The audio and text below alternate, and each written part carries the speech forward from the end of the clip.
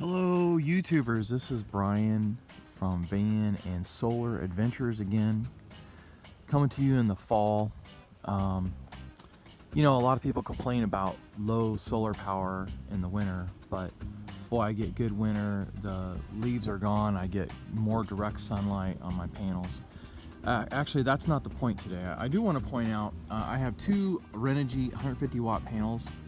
I have a 240 watt large panel and I have a 100 watt portable panel. Those two Renogy 150 watt panels are plugged into my Yeti 1400, and I'm going to do a quick review of my Yeti 1400.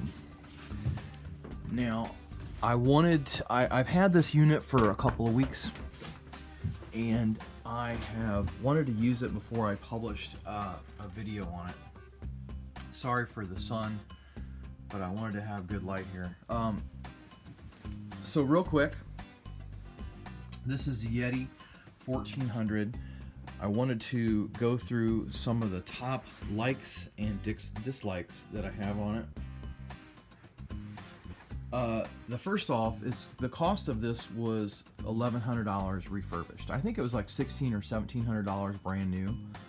But if you want to get a good deal, always buy refurbished. They still come with a warranty, and I got it for I think $1,100, and that's actually a good deal. Now I'm going to get a lot of criticism on my videos, and by the way, I delete negative criticism that's not really valid, but if it's actually constructive criticism that's actually reasonable, I do keep those comments. People will say, Brian, you're crazy spending $1,100 so you could build your own system for whatever $500 or $600, but this thing has the best inverter. Let me go through the likes and then I'll talk more about the price. So it has the best inverter. It's got 1500 watt max output, or I'm sorry, 1500 watt continuous, 3000 watt surge capacity, and it's an awesome inverter. It only uses 5 watts with no power draw. Right now you can see I have some power draw. I have 150 watts of solar coming in, 50 watts output. I'm actually charging my Energy Kodiak inside with it, and it's still net pulling in power. So it on standby power, as far as when there's no actual energy draw on the inverter, it only uses 5 watts versus the Energy Kodiak most of the time pulls around 15 watts. So that's 10 watts each hour that's wasted. So that's whatever, 100 watts for 10 hours. So overnight, whatever, 160 watts every day or more just wasted of power. The Kodiak has a good inverter, but it's not very efficient as far as power usage. Again, 1,428 watt hours of capacity. You can discharge it at 80% or more and still keep the life. 400 more watt hours than the Yeti 1000, the equivalent of 1 more lead acid battery capacity. Again, you can discharge these far lower than lead acid. They recommend you typically only discharge lead acid around 50% or so. You can discharge these much lower and still be safe.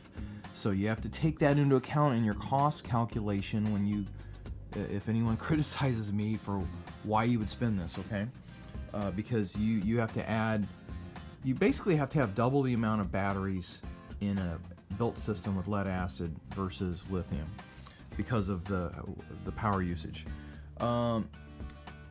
Yeti Goal Zero is a large company. They got good service, they got good availability, they got good product support. I like that.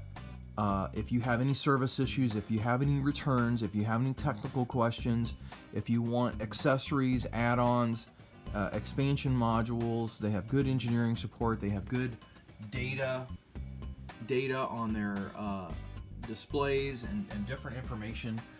It's just a benefit when you have a technical device like that. It's portable. It can be used in my RV.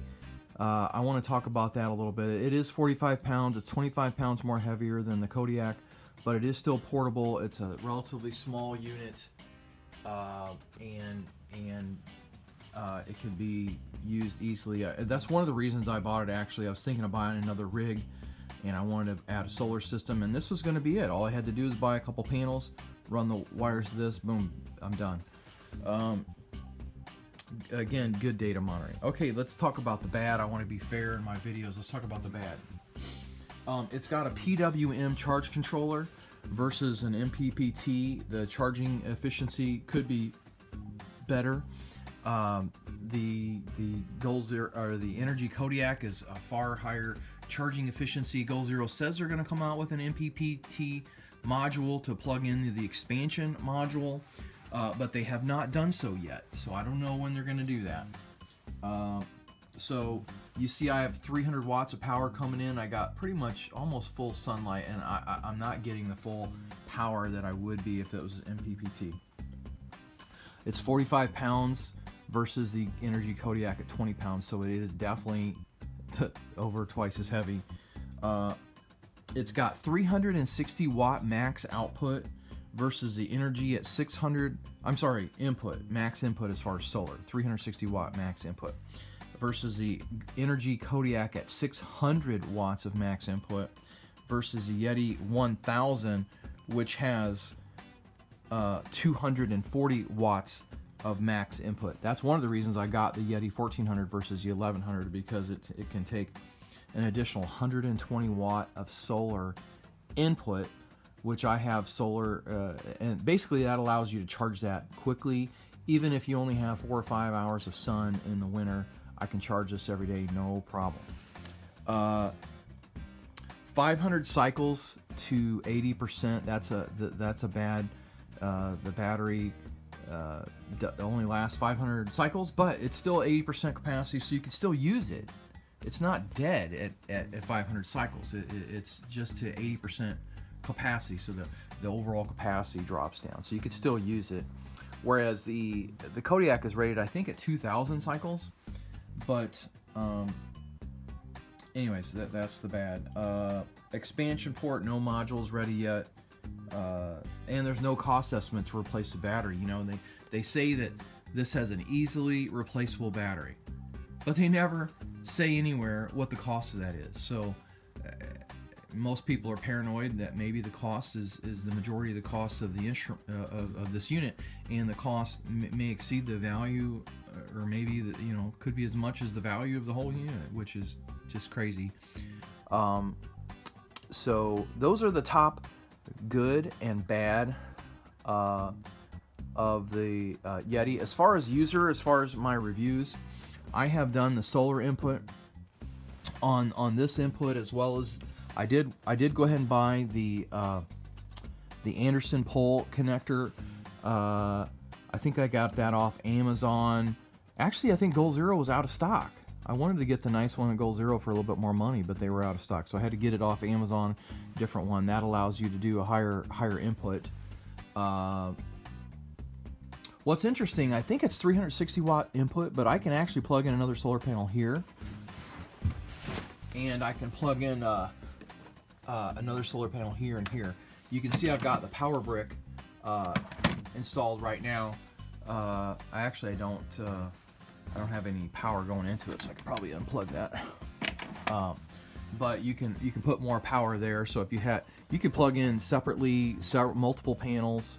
Anyways, it's got multiple ports. It's got this neat container there where you can hide your power brick, and it's got information there.